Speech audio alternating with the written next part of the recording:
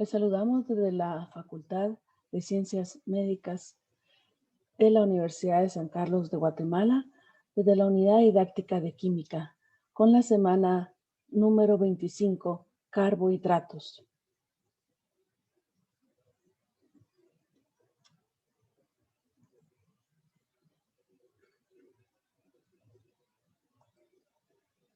Los carbohidratos vamos a estudiarlos desde su definición, clasificación, propiedades físicas y propiedades químicas, así como sus aplicaciones en la salud. Así que acá podemos observar el contenido programático de la semana número 25. Realmente cuando nosotros estamos iniciando ahora con la semana número 25, estamos iniciando el estudio de las biomoléculas. Y cuando platicamos de de qué palabras deriva biomoléculas, pues será de bios, vida, ¿verdad? Y cuando nosotros estudiamos las biomoléculas, lo hacemos a través de la bioquímica. Y la química, pues es la ciencia que estudia la materia. Así que la bioquímica estudia desde la composición de la materia viva, su estructura, su función, hasta su metabolismo y grado de organización. A las moléculas que forman parte de los seres vivos se les conoce como biomoléculas, las cuales son carbohidratos, lípidos, ácidos nucleicos y proteínas. Esto pues es una introducción a el curso de bioquímica. Vamos a iniciar entonces con las macromoléculas carbohidratos. Esto es un término que se utilizó para referirse a sustancias que existen en forma natural y con una composición de acuerdo a la fórmula CnH2ON, o sea, carbonohidrato. Algo interesante es que, bueno, el nombre de la palabra, ¿verdad? Carbohidrato deriva de esto, de carbonohidrato. Y podemos encontrarla en la naturaleza. Sabemos nosotros aquí estas frutas, estas naranjas, kiwis y manzanas, pues están viniendo de la naturaleza y contienen diferentes tipos de carbohidratos. Vamos a ver que en la naturaleza pues está la pared celular formada por celulosa, las hojas, las plantas, los tallos, ¿verdad? O como este algodón de que están formados por celulosa. ¿Qué son los carbohidratos? Los carbohidratos podemos definirlos químicamente como derivados aldehídicos o cetónicos de alcoholes superiores, polivalentes o sustancias que producen estos compuestos por hidrólisis. Cuando hablamos de que son derivados aldehídicos y cetónicos, ¿verdad? Nosotros ya vimos unas semanitas atrás, cuando estudiamos aldehídos y cetonas, dijimos que realmente tienen características muy, muy importantes y al combinarlas con alcoholes superiores polivalentes, eso significa una gran cantidad de hidroxilos, entonces vamos a tener a los carbohidratos. Los carbohidratos se van a clasificar por el producto de su hidrólisis ácida. Recordemos que la hidrólisis es el rompimiento de las macromoléculas, ¿verdad? Para producir pequeñas moléculas. En este caso, los monosacáridos, que son azúcares simples sin hidrólisis, ¿verdad? O sea, que ya no pueden seguir hidrolizándose y pueden a su vez clasificarse por el número de carbonos, pentosas y hexosas. Y los disacáridos están formados por la condensación, unión de dos azúcares monosacáridos iguales o distintos mediante un enlace o glucosídico. Los oligosacáridos son pocos azúcares, incluidos los disacáridos, formados de 2 a 10 monosacáridos y pueden ser tri o tetrasacáridos. Los polisacáridos son muchos azúcares y son más de 10 monosacáridos y pueden ser lineales o ramificados. Algo interesante de los monosacáridos, pues es que a su vez nosotros podemos clasificarlos por el número de carbonos y por el tipo eh, de aldehído o si tienen cetona. Entonces vamos a observar que, bueno, los sacáridos, la palabra sacárido deriva del griego saca, que significa azúcar o dulzura, y monosacáridos, también llamados azúcares simples, son los que no pueden ser hidrolizados en moléculas más sencillas, y estos pueden ser entonces triosas, tetrosas, pentosas, hexosas. Eso significa de 3 carbonos, de 4 carbonos, de 5 carbonos o de 6 carbonos. Y entonces tenemos nosotros que el término osa, que es una también parte del término que vamos a usar muchísimo, es que forma parte ya de la nomenclatura de carbohidratos. Entonces, el decir una triosa significa decir un azúcar de 3 carbonos, o tetrosa de 4 carbonos, o pentosa de 5, o hexosa de 6. Además de tener un grupo de carbonos, ¿verdad? En este caso 3, 4, 5 o 6, vamos a tener entonces un grupo aldehído cetona. Algo interesante es que cuando nosotros observamos el grupo cetónico, recordemos que el grupo cetónico está conformado por un grupo carbonilo y 2 carbonos adicionales, por decirlo así, está formado de 3 carbonos. Entonces, nuestros carbohidratos más pequeños, en este caso los monosacáridos, van a tener entonces el mínimo de 3 carbonos. ¿Por qué? Porque tenemos un grupo que es la acetona, que necesita a su vez tener un carbono de cada lado, ¿verdad? Para poder llamarse grupo cetónico.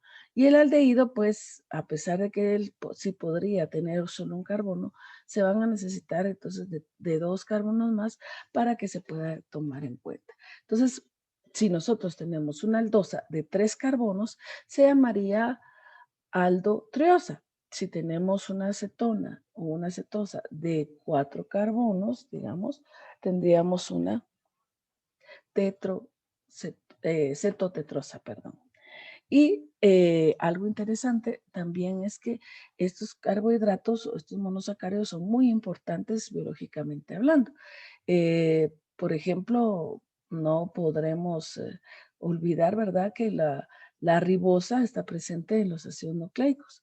La xilosa está presente en los vegetales y estos pues son de menos de 6 carbonos. Ahora, de 6 carbonos tenemos a la glucosa que ocurre o que surge de la hidrólisis del almidón y la galactosa que surge de la hidrólisis de la lactosa.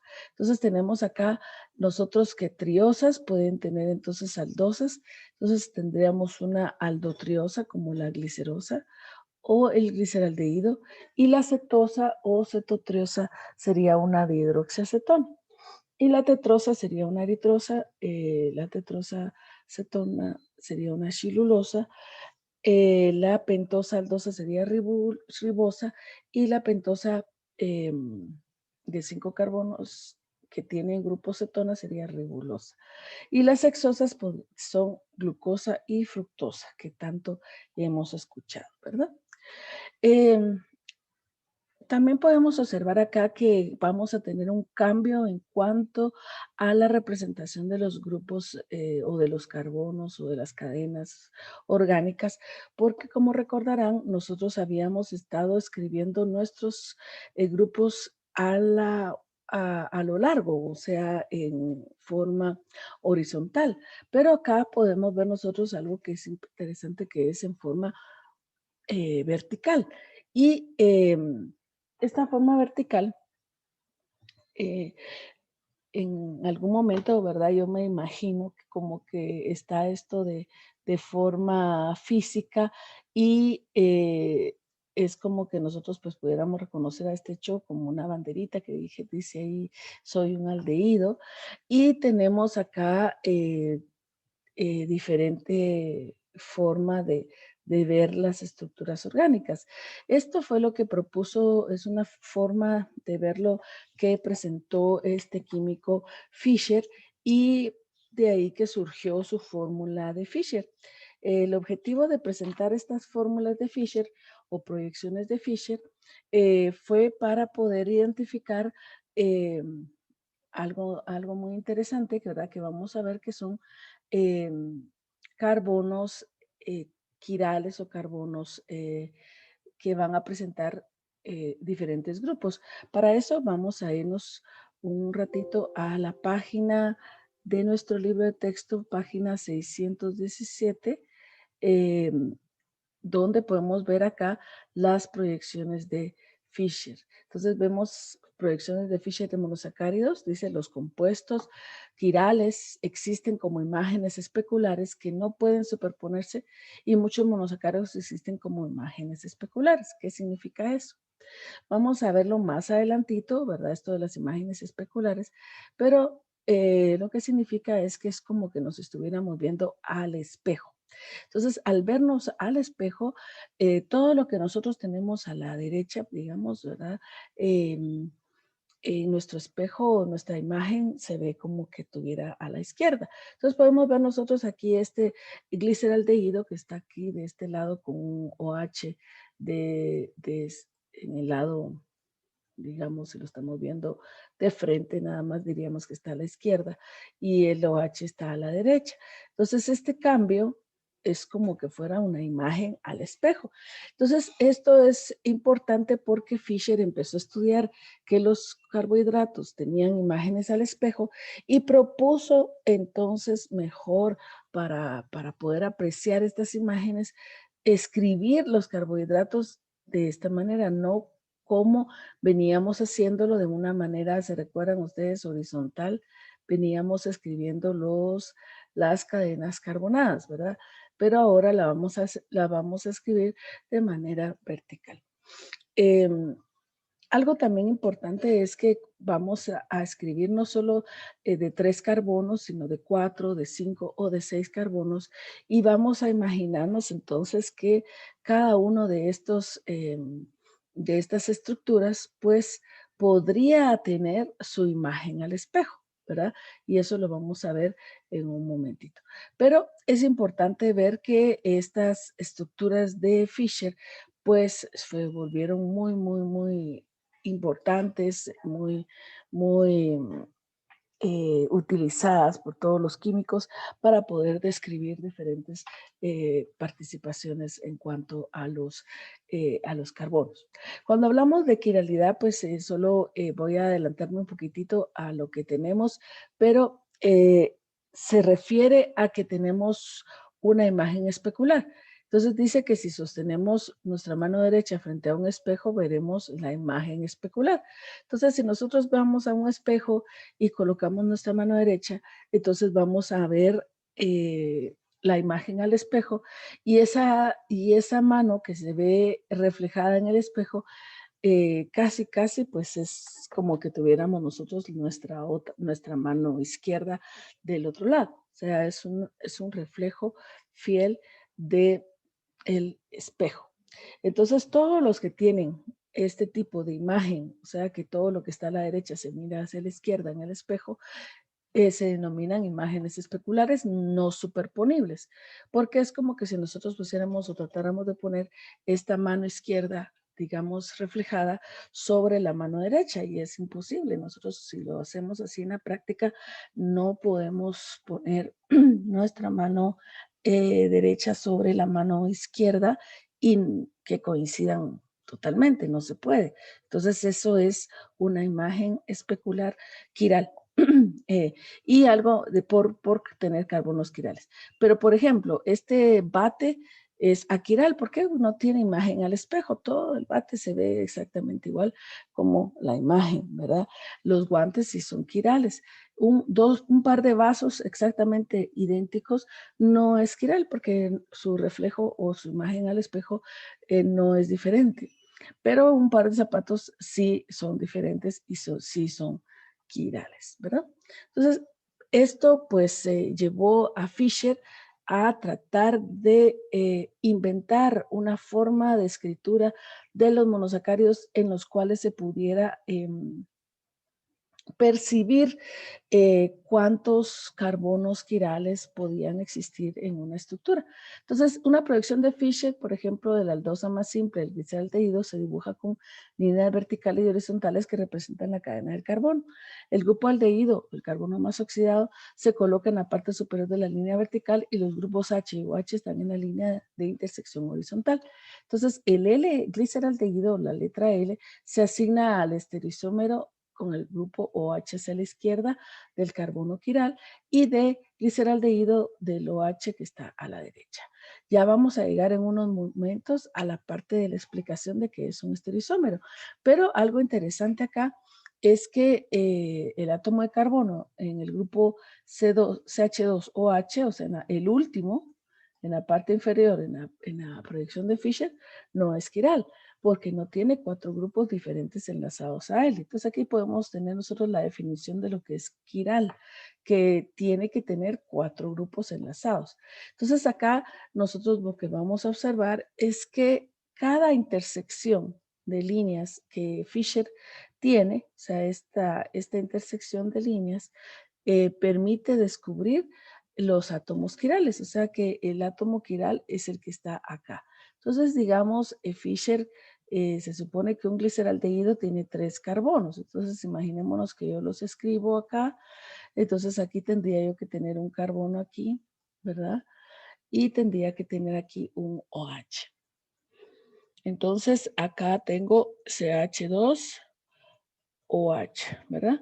Entonces, esta sería la forma normal, digamos, en la cual podríamos nosotros representar a este gliceraldehído.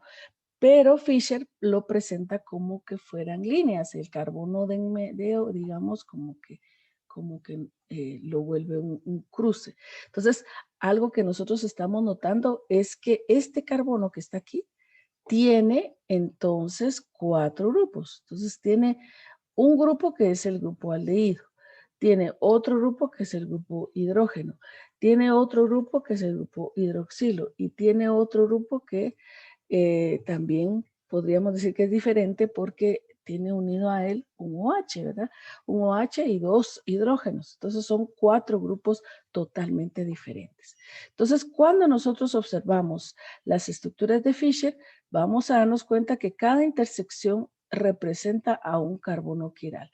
Entonces, esta molécula de la L-ribosa tiene 3 carbonos quirales. La de la ribosa tiene 3 carbonos quirales. La glucosa tiene 4 carbonos quirales. 1, 2, 3, 4. Y esta L-glucosa tiene también 1, 2, 3, 4 carbonos quirales, ¿verdad?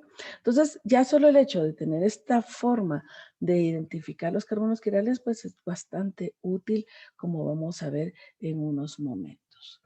Entonces, las estructuras de Fisher realmente son muy útiles porque al solo ver las estructuras yo puedo determinar cuántos carbonos quirales existen, ¿verdad? Y eso es muy importante a la hora de que veamos la parte de isomería. Pero algo interesante también es que las estructuras así en forma de línea también nos permiten ver una reacción que se llama, bueno, es la reacción hemiacetálica, en la cual se condensan intramolecularmente un hemiacetal o los hemiacetales cíclicos. Entonces tenemos nosotros la parte cíclica se va a formar porque reacciona el carbono carbonilo, ¿verdad? Que vimos hace un ratito, ¿verdad? Este carbono carbonilo va a reaccionar y recordémonos que históricamente en los estudios anteriores hemos tenido reacciones con alcoholes. Entonces un aldehído y un alcohol forman un compuesto altamente, eh, pues, como dijéramos nosotros, reactivo, se forma rápidamente. Y entonces, algo interesante que nosotros tenemos que observar es que es entre un aldehído y un alcohol. Y uno podría decir, bueno, pero aquí hay un alcohol, 2 alcoholes, 3 alcoholes, 4 alcoholes, 5 alcoholes. ¿Entre quién se va a plegar este alcohol, verdad? Y esto me recuerda una anécdota pues que me pasó, que yo fui a visitar a una amiga y ella tenía un perrito salchicha. No sé si ustedes pues han tenido la oportunidad de conocer a un perrito salchicha, pero este perrito lo que hacía era buscarse la cola. O sea, venía y alguien llegaba, pues en ese caso yo llegué y me estuve un rato ahí cuando empecé a ver al perrito persiguiendo su cola. Y entonces algo así me veo yo, porque digo yo que acá los aldehídos son altamente reactivos con los hidroxilos, ¿verdad? Y los hidroxilos podrían ir llamando la atención a este aldehído, pero es increíble que el aldehído busca uno de los hidroxilos más alojados en la molécula. ¿Pero por qué? Y entonces esto me recuerda, por ejemplo, ¿verdad? Que me han dicho, ¿verdad? Y bueno, hace rato me dijeron y cuando lo trato de hacer, pues no lo puedo hacer, que es darnos un besito en el codo, ¿verdad? O alguien me decía, lamerse el codo. Si nosotros nos ponemos a acercar, a doblar y a querer tocar el codo con nuestra boca, darle un besito al codo, dice que es una cosa imposible, o sea, humanamente imposible. Entonces, algo así observo yo aquí que el aldehído, por más que quiera eh, reaccionar con este OH, está muy cerca, no llega, no lo puede acceder. Este también, ¿verdad? Este también. Entonces, este que está aquí, ese sí ya le queda bien para poder reaccionar. Y entonces, en este caso, por eso es que reacciona con el penúltimo carbono, dando algo que se va a llamar un hemiacetal, que ya lo vimos en la parte de aldehídos, y hemicetales, que lo vimos en la parte de las cetonas. Entonces, sí, esta estructura queda eh, podríamos decir, en solución y automáticamente reacciona, pues vamos a tener una estructura hemiacetálica. Esas estructuras hemiacetálicas, como ya dijimos, se forman por la condensación o por la unión entre un carbono aldehídico y un OH. Entonces se ciclan y queda, este carbono 6 queda afuera, ¿verdad? Y queda así como que volando en el aire. Pero la estructura hemiacetálica, que es la reacción entre un aldehído y una acetona, se cierran, se ciclan, ¿verdad? Y entonces tenemos aquí esa ciclación. Entonces puede darse con hexosas o puede darse con pentosas. Pero si el aldehído reacciona con un OH, se forma un hemiacetal y un hemicetal. Sí es la acetona la que produce dicha reacción y se producen enlaces intramoleculares. La ciclación de los monosacáridos pues es bastante común, se da también por ejemplo para la fructosa, la fructofuranosa se forma y la fructofuranosa alfa o beta se forma, ¿verdad? Entonces tenemos acá algo interesante que es que en un momentito pues vamos a explicar que pueden formarse entonces dos diferentes alternativas de lo que es la fructofuranosa. Entonces, la ciclación, o sea, la formación de un hemiacetal, se da por la unión entre un aldehído y un alcohol, pero no cualquier alcohol, ¿verdad? Es el alcohol o el penúltimo alcohol, que es el único que podría reaccionar. Y al reaccionar, como pueden ver los colores, este OH está en rojo y lo que va a ocurrir es que este hidrógeno se va a unir a este oxígeno que está acá llevando y entonces vamos a automáticamente obtener un anillo cíclico, ¿verdad? Un anillo cíclico que permite estabilidad a la molécula. Este pues se va a llamar anillo de Howard o la estructura cíclica. Howard, pues para poder ponerle nombre a estos anillos, pues fue y se inspiró en los éteres. Existían éteres de furano, pirano, glucopiranosa, perdón, y fructofuranosa. Entonces, estos anillos de Howard van a ser consecuencia de la reacción entre un aldehído y una acetona y prácticamente pues vamos a ver que aldehídos y cetonas forman estos anillos, ¿verdad? Entonces tenemos aquí, por ejemplo, esta es la fructosa se va a llamar fructofuranosa porque vamos a compararlo, bueno, Howard lo comparó con este éter que se llama furano. Entonces, como tiene una forma de pentágono, entonces se va a llamar furanosa.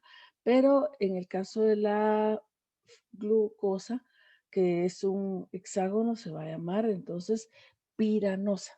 Furano y pirano, entonces son anillos de éteres que fueron en los que se inspiró Howard para ponerles pues estos nombres a los anillos. Muy bien. Luego de hablar de la formación normal, digamos, de los anillos de Howard en carbohidratos, es importante que hablemos de algo que se llama isomería. La isomería puede ser estructural o estereoisómera, y cuando hablamos de estructural, pues esto ya lo habíamos visto mucho antes, de cadena de posición o de función. Lo que no habíamos visto era, bueno, geométrica todavía, que la vimos como isómero cis y trans, pero la que no habíamos visto es la óptica, la isomería óptica. Entonces, ¿qué diferencia hay? Por ejemplo, un isómero estructural tiene la misma fórmula molecular y los átomos están unidos en distinto orden. Pero en el caso de un isómero óptico o un estereoisómero, tiene la misma fórmula molecular y sus átomos están enlazados en el mismo orden, aunque difieren por las orientaciones tridimensionales de sus átomos el espacio, por lo tanto, difiere diferente actividad óptica. Entonces, son compuestos que presentan las mismas propiedades físicas y químicas, pero desvían la luz polarizada de forma diferente. Entonces, eso es parte de lo que nosotros vamos a ver. ¿Por qué desvían esa luz? Primero, pues porque resulta que tienen lo que habíamos dicho, un carbono quiral. ¿Qué era un carbono quiral? Aquel que puede tener unidos hasta 4 compuestos diferentes. Entonces se dice que una molécula es quiral si puede escribirse de dos formas, que sean una imagen especular de la otra. Una clase muy importante de moléculas quirales son aquellas que tienen uno o varios carbonos con 4 sustituyentes o diferentes. A estos carbonos se les denomina carbonos quirales o asimétricos, y realmente se les va a decir o se les va a decir que tienen, se les va a asignar que tienen un centro estereogénico o un estereocentro, ¿verdad? Que es los carbonos quirales. Entonces acá vamos a ver este videito, ¿verdad? Que resulta que cuando nosotros tenemos una imagen al espejo, ¿verdad? Aquí está esta molécula. Esto no es carbohidrato, esto es un aminoácido, pero nos va a servir para el fin que queremos, que se observa en el espejo. Cuando se observa en el espejo, ¿verdad? Ya sabemos que la imagen que se produce pues es exactamente igual, solo que todo queda al revés. Es una imagen especular. Si nosotros disolvemos estos dos aminoácidos, ¿verdad? Que ya están hechos, ¿verdad? Y lo colocamos en un beaker y ese beaker lo colocamos en un rayo de luz polarizado, ese rayo de luz se va a desviar. Y algo interesante que nosotros vamos a ver es que en los rayos de luz, fíjense que es como que nosotros estuviéramos proyectando, ¿verdad? Eh, muchas líneas, ¿verdad? Pero lo que nosotros vemos aquí es algo que se llama polarizador o polarímetro, ¿verdad? El polarizador es un cristal o son prismas que lo que hacen es dejar una ranura. Entonces, todos los rayos que surgen de la fuente de luz chocan en toda la lámina o el cristal, y solamente pasan aquellos que atraviesan la barrera, la ranura, perdón. Y entonces vamos a ver cómo este haz de luz se observa de una manera recta. Pero ese haz de luz puede ser su trayectoria modificada si nosotros le ponemos ahí una solución de un carbohidrato o digamos, puede ser no solo carbohidrato, también podría ser un aminoácido, ¿verdad? Pero lo cierto es que desvía la luz polarizada hacia un lado. Puede desviarlo hacia la derecha o puede desviarlo hacia la izquierda. Cuando lo desvía a la derecha se dice que es un destrógiro y cuando lo desvía a la izquierda se dice que es un levógiro. Entonces, ¿qué es lo que hace el polarímetro? Pues el polarímetro lo único que hace realmente es que una fuente de luz filtra ciertas haces de luz para que queden de una determinada forma, o sea, una forma plana, por decirlo así, y cuando se hace pasar la muestra, este plano de luz cambia. Entonces, si cambia hacia la derecha es destrógiro o hacia la izquierda es levógiro. Muy bien. ¿Qué es lo que hace que se desvíen los rayos de luz? Lo que hace que se desvíen los rayos de luz es el OH que se encuentra en el penúltimo carbono. Entonces, nosotros podemos ver aquí marcado el penúltimo carbono y vemos que todos estos como dijéramos, estos carbohidratos van a tener entonces hacia la derecha el OH. Entonces todos van a desviar la luz polarizada hacia la derecha. Eso significa que lo que estamos viendo nosotros acá es un isómero de tipo D, o sea, de estrógeno, ¿verdad? Y por eso es que nosotros vamos a observar acá que todos tienen hacia la derecha. Entonces todos son isómeros D. Entonces aquí podemos ver la diferencia que tenemos entre lo que es un monosacárido de 3 carbonos, otro de 4, otro de 5, otro de 6. Entonces, por ejemplo, aquí de 6 tenemos 1, 2, 3, 4, 5, 6, 7, 8. De 5 tenemos 4, de 4 tenemos 2 y de 3 pues tenemos 1, que es en este caso todos son aldehídos, o sea, son aldotriosas o aldotetrosas, aldopentosas y aldohexosas, ¿verdad? Todos son de origen, depende del número de carbonos, ¿verdad? Entonces, vamos a observar que así como vimos acá que se crean una serie de diferentes compuestos, o sea, una gama bastante grande. Por ejemplo, decimos nosotros, bueno, la glucosa y la manosa que tienen en común, pues que son, en este caso, isómeros. Y son isómeros D, ¿verdad? ¿Por qué? Porque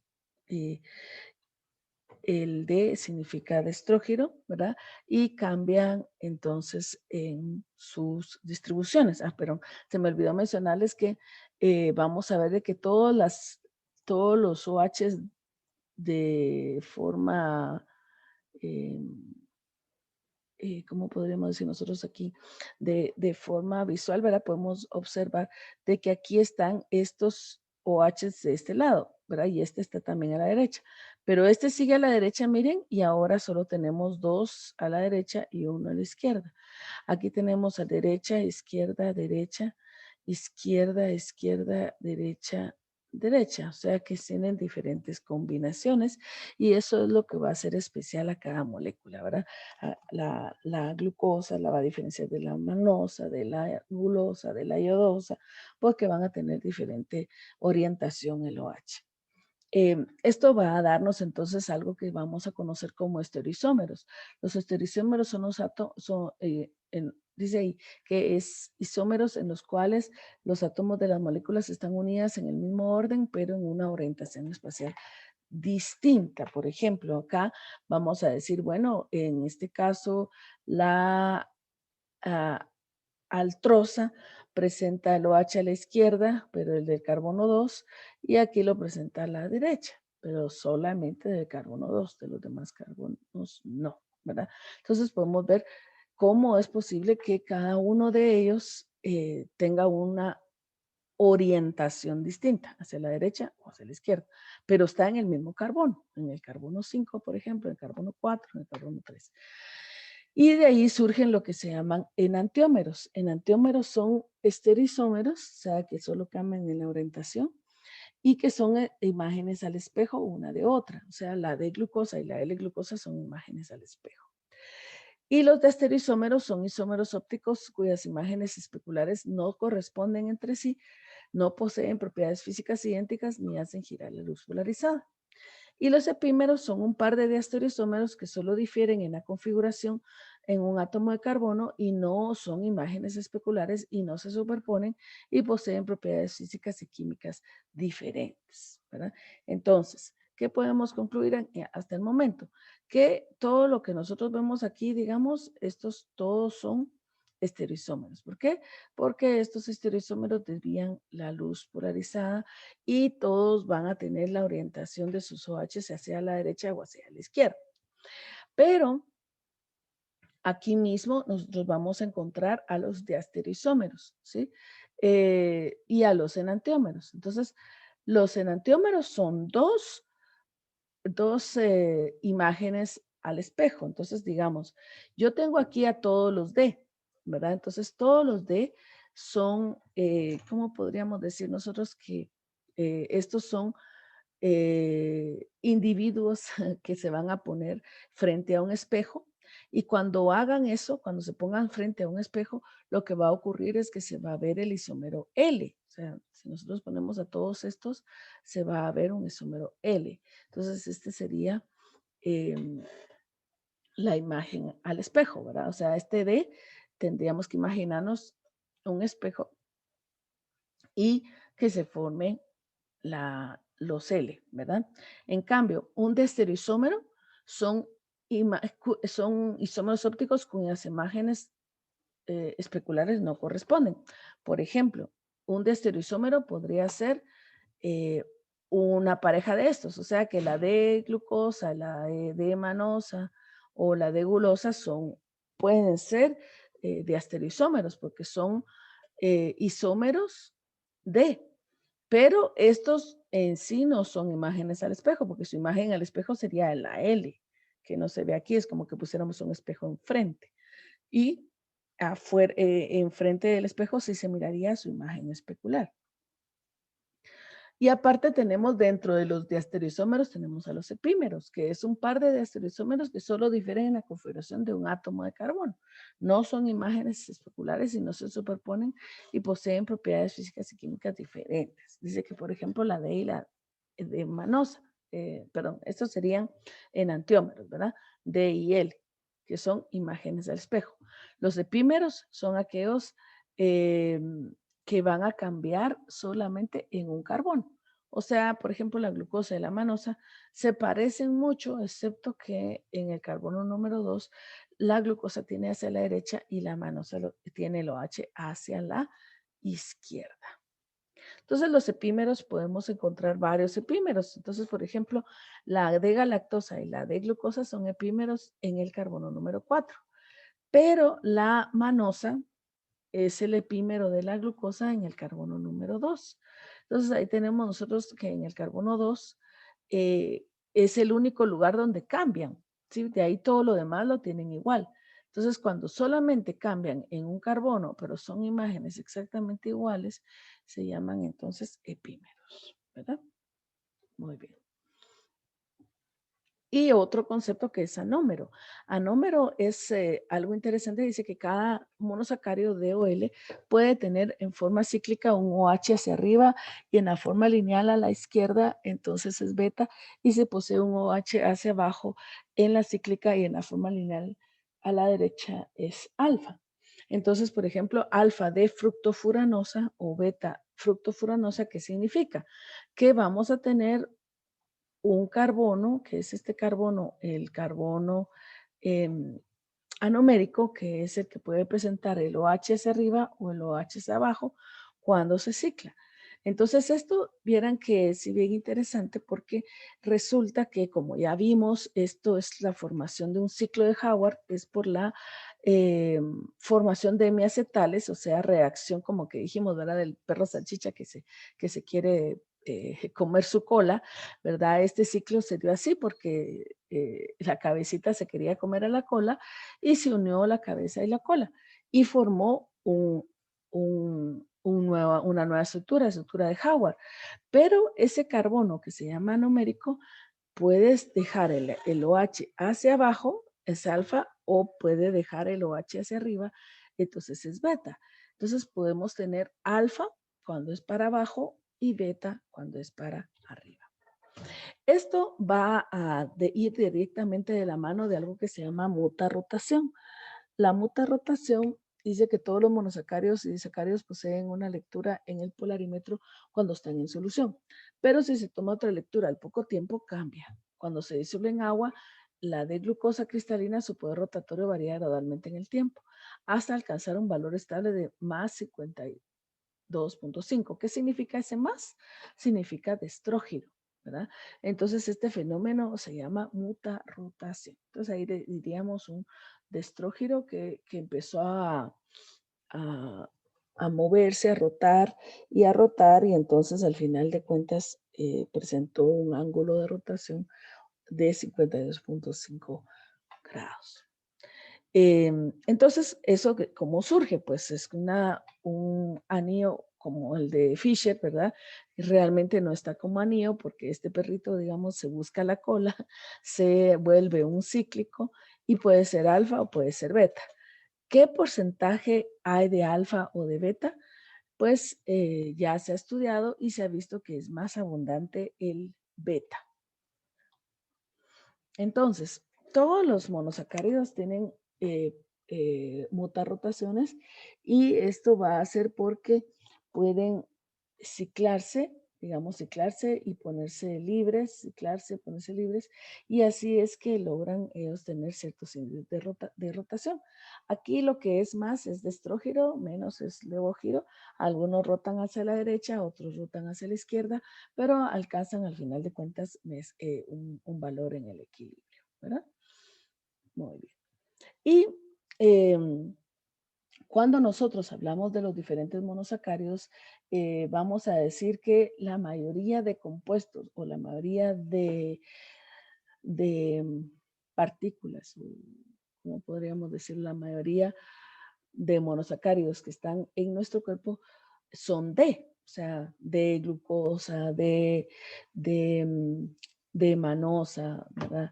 De ribosa, todas son D, excepto la L-fucosa. Fíjense que la L-fucosa es un monosacárido que lo vamos a encontrar en la superficie de las membranas. Dice ahí, la fucosa es un monosacárido de 6 carbonos, es una exosa, ¿verdad? Con aldehído, o sea, es una aldoexosa, por lo que pertenece al grupo de las aldosas y dentro de al de las desoxialdoexosas.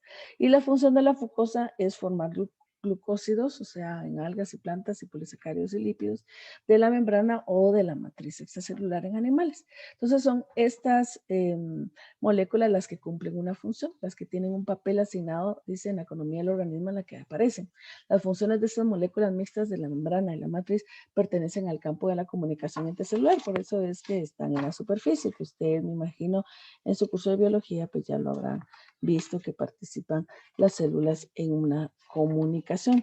Y por eso es que aparecen también en la membrana de los eritrocitos, ¿verdad?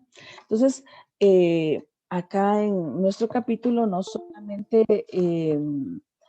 solamente esta semana, sino la próxima semana, vamos a ver lo que es grupos sanguíneos y vamos a ver la fucosa. La fucosa forma parte de la superficie de los eritrocitos y la vamos a encontrar en la página 643.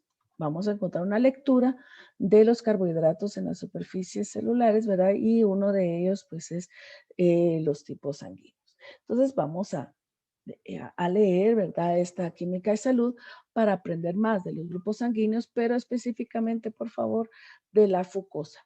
La fucosa que es principalmente una L-fucosa, que es casi única en nuestro organismo, ¿verdad?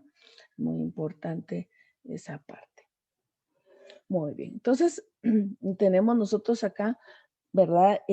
Además que vamos a hablar de las propiedades químicas. También en el laboratorio, pues vamos a hablar de lo mismo, pero acá pues vamos a decir de que vamos a tener varias pruebas, pero en este caso el test de Molish es una reacción general para identificación de carbohidratos a partir de 4 átomos de carbono.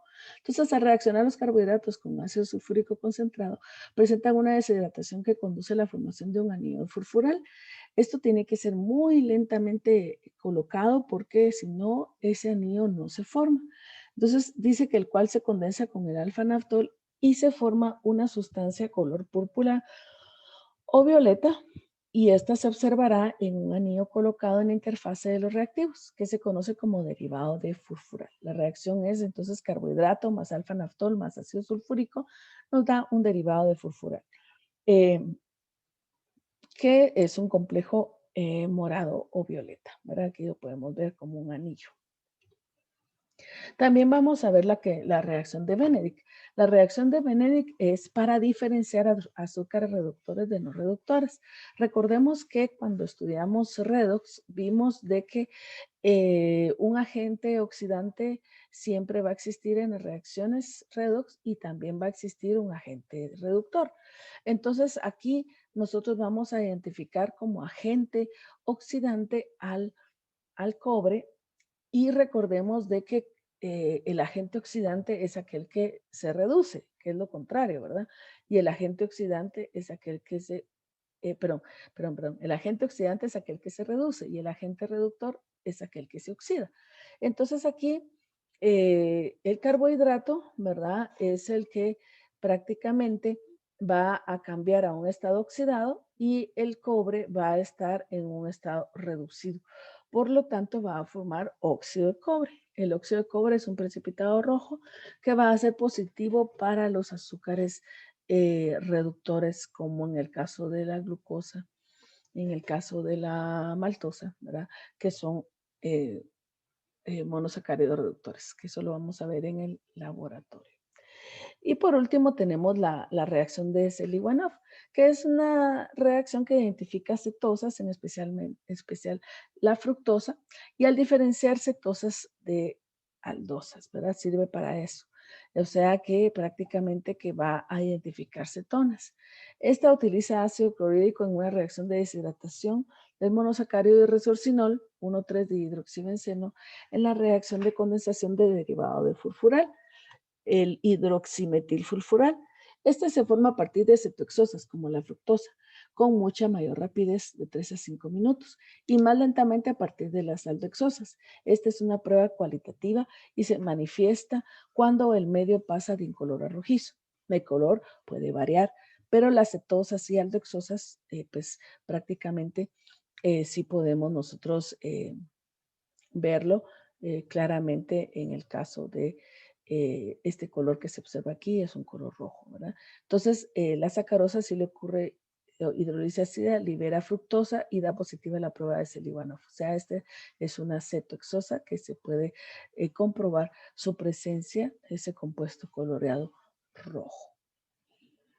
Muy bien. Muchas gracias entonces por su atención y se les invita a ver el video de laboratorio. Muchas gracias.